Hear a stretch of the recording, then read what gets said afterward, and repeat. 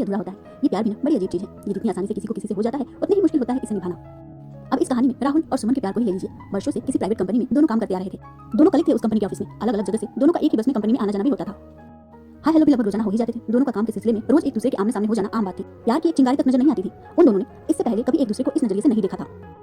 एक साल कंपनी को बहुत फायदा हुआ तो कंपनी ने उसी खुशी में एक पार्टी रखी जिसमें सभी स्टाफ को आमंत्रित किया गया। पार्टी के दौरान सभी एक दूसरे से बातें करने में मस्त थे। सभी ने 2-4 लोगों का ग्रुप बना रखा था। सभी कुछ न कुछ खा पी रहे थे और बातें कर रहे थे।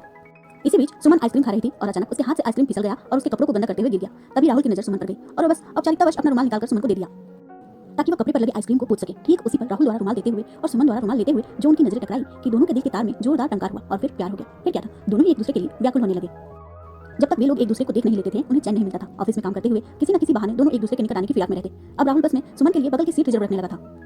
बस में चढ़ते हुए सुमन की निगाहें भी अब राहुल को ही ढूंढती और देखते ही उसके चेहरे पर चमक आ जाती। अपनी सहेलियों से नजरें बचाए किसी तरह वो राहुल के पास पहुंचकर बगल की सीट पर बैठ जाती, जहां एक तरफ राहुल सुमन के शरीर के कोमल और मुलायम स्पर्श को पाकर रोमांचित होता, वहीं दूसरी तरफ सुमन राहुल के गठीले और सख्त शरीर का स्पर्श को अनुभव कर स्वयं को सुरक्षित महसूस करने लगी थी। किसी भी दिन अगर दोनों में से कोई भी ऑफिस नहीं आता तो दूसरे का दिन बहुत ही बोरिंग होता था और अगले ही दिन दोनों एक दूसरे की क्लास लेने लगते। तबियत तो ठीक है, कल क्यों नहीं आए, क्या बहुत जरूरी काम था, जैसे कई सवाल वे एक दूसरे पर दाग दिया करते। छुट्टी के दिनों में जहां पहले दोनों का समय यूं ही घर में बेकार बैठकर बीत जाया करता था, वहीं अब वे एक दूसरे के साथ घर में कोई न कोई बहाना कर घूमने निकल जाया करते थे।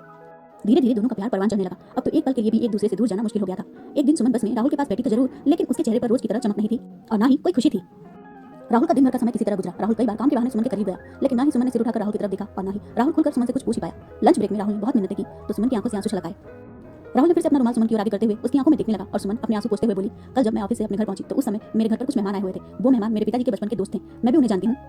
जब मैं अपने गांव में रहा करती थी तभी हम एक दूसरे के पड़ोसी हुआ करते थे। बाद में हम लोग शहर आ गए। फिर करीब 20 साल बाद मैंने उनको देखा है। मैं उनसे मिली, बातें की। बाद में पता चला कि वो मुझे अपने घर की बहू बनाना चाहते हैं। मेरे पिता भी इस रिश्ते के लिए मान गए हैं। जब उन्होंने मुझसे ये बात कही तो मैंने साफ मना कर दिया। अब मेरे घर का माहौल बहुत ही अशांत हो गया है। राहुल ने सुमन को सांत्वना देते हुए कहा, देखो तुम दिल छोटा मत करो, कुछ न कुछ जरूर हो जाएगा। मैं इस बारे में अपने पिता से बात करता हूँ। वैसे भी मैंने भी अभी तक अपने पिता से हमारे लिए बात नहीं की है। पता नहीं उनका क्या रिएक्शन होगा, वो भी आसानी से मेरी बात मानेंगे या नहीं। सुमन राहुल से बोली, प्लीज राहुल अपने पापा से बात करो और उन्हें किसी तरह मना लो और उनसे कहो कि वो मेरे पिता से भी बात कर उन्हें मना ले।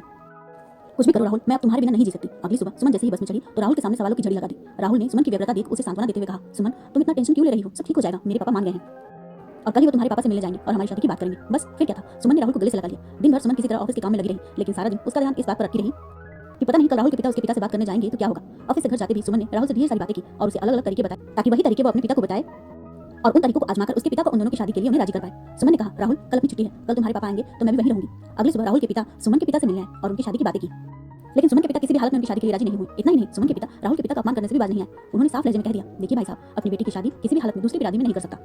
मुझे अपनी बेटी की शादी अपनी ही बिरादरी में करनी है। अपने पिता के खिलाफ होते हुए भी सुमन अपने पिता का विरोध नहीं कर पाई। उनके जाने के बाद सुमन ने अपने पिता को समझाने की बहुत कोशिश की, लेकिन वो कामयाब नहीं हो पाई। अगली सुबह सुमन ने राहुल से साफ लहजे में कह दिया, देखो राहुल, मैं शादी करूंगी तो सिर्फ तुमसे। अब तो घर पर मेहमान भी आने लगे। मेरे ददिहाल से मेरे दादा दादी चाचा चाची भी आ रहे हैं। लगता है वे लोग कल तक यहाँ पहुंच जाएंगे। फिर मैं कुछ नहीं कर पाऊंगी। मेरे पास इस घर से दूर जाने के सिवा और कोई रास्ता नहीं बच जाएगा। एक बार दादाजी यहाँ आ गए तो मैं कुछ नहीं कर पाऊंगी। उनके आने के बाद मेरा घर से निकलना भी बंद हो जाएगा। मैं अपने दादाजी के आने के पहले ही इस घर से निकल जाऊंगी। अगर मेरे घर वालों ने जबरदस्ती की तो या तो मैं जान दे दूंगी या नहीं तो मैं घर से भागकर तुम्हारे घर आ जाऊंगी। इतना सुनते ही राहुल जोर जोर से हंसने लगा और सुमन को अपने गले से लगा लिया और बोला, तुम बस शांत हो जाओ, सब ठीक हो जाएगा। सुमन ने मुंह बनाते हुए कहा, तुम ना बस यही कहते रहो, सब ठीक हो जाएगा, सब ठीक हो जाएगा। इस बीच कोई और ही मुझे शादी करके लेकर चला जाएगा और सुहाग भी मना लेगा। सुमन को चिढ़ते हुए देखकर राहुल उसकी खिंचाई करते हुए बोला, लेकिन तुम तो कह रही थी कि तुम किसी भी हालत में किसी दूसरे से शादी नहीं करोगी। इतना सुनते ही सुमन राहुल के सीने पर मुक्कों के प्रहार करते हुए उससे लिपट गई। तब राहुल ने उसके माथे को चूमते हुए कहा, मैं तुमसे वादा करता हूँ कि सुहाग रात में जब तुम दुल्हन के परिधान में घूंघट निकाल कर बैठी होगी तो घूंघट उठाने मैं ही आऊंगा और फिर हम जिंदगी भर के लिए एक ही राह पर साथ चल पड़ेंगे। उसकी मीठी बातें सुनकर सुमन का मन थोड़ा शांत हुआ, लेकिन अगले ही दिन सुमन ने राहुल को फोन पर बताया, राहुल कुछ करो। शाम को ऑफिस से घर पहुंचते ही सुमन को पता चला कि कल के बजाय आज रात को ही उसके दादाजी पहुंचने वाले हैं। अब तो सुमन के पसीने छूटने लगे थे। वो फौरन अपने कमरे में गई और घर से निकलने के लिए सारे जरूरत के सामान पैक करने लगी और अपनी किसी सहेली के यहाँ जाने का बहाना बनाकर घर से निकल गई।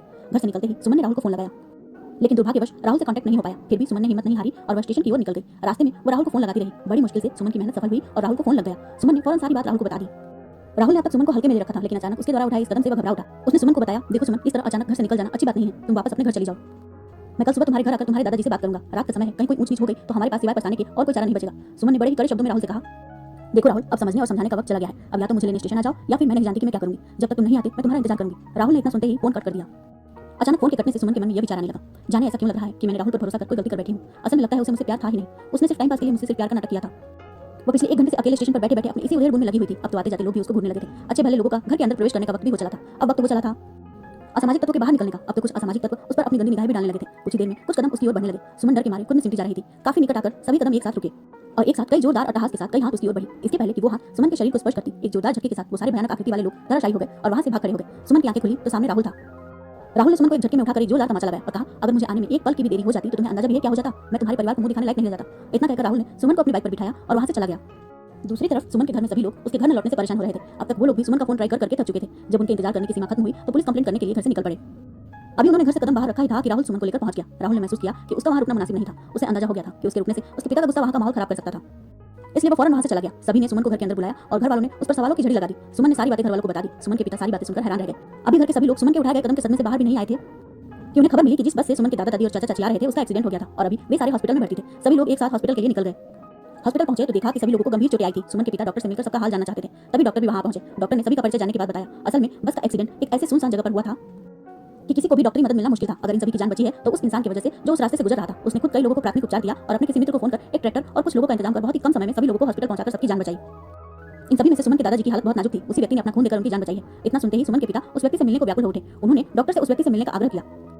डॉक्टर ने उस व्यक्ति को बुलाया तो सुमन के पिता उसे देखकर दंग रह गए। वह व्यक्ति कोई और नहीं बल्कि राहुल था। सुमन के पिता ने राहुल को अपने गले से लगा लिया और अपने व्यवहार के लिए माफी भी मांगी। उन्होंने पास ही खड़ी सुमन का हाथ राहुल के हाथ में पकड़ाते हुए बोले, राहुल बेटा, मेरी बेटी सुमन के लिए तुमसे अच्छा जीवन साथी कोई और हो ही नहीं सकता। तुमने न सिर्फ मेरे परिवार की जान ही बचाई है बल्कि मेरी बेटी को गलत कदम उठाने से भी रोका है। मेरी बेटी आगे भविष्य में भी कुछ नादानी कर सकती है, तो उस गलती को करने से रोकने और उसकी सुरक्षा के लिए तुमसे बेहतर कोई भी नहीं हो सकता है। तभी राहुल के पिता भी वहां पहुंचे। उन्हें देखते ही सुमन के पिता अपना हाथ जोड़े बोले, ऊंचे खानदान और बिरादरी का दम भरने वाला मैं आज ये समझ गया हूं कि इंसान की इंसानियत के सामने ऊंचा खानदान और ऊंची बिरादरी की कोई कीमत नहीं है। आज से मेरी बेटी आपकी हुई। अब तक मुझसे जो भी गलती हुई है उसके लिए मुझे माफ कर दीजिए। इतना सुनते ही राहुल के पिता ने सुमन के पिता को अपने गले से लगा लिया।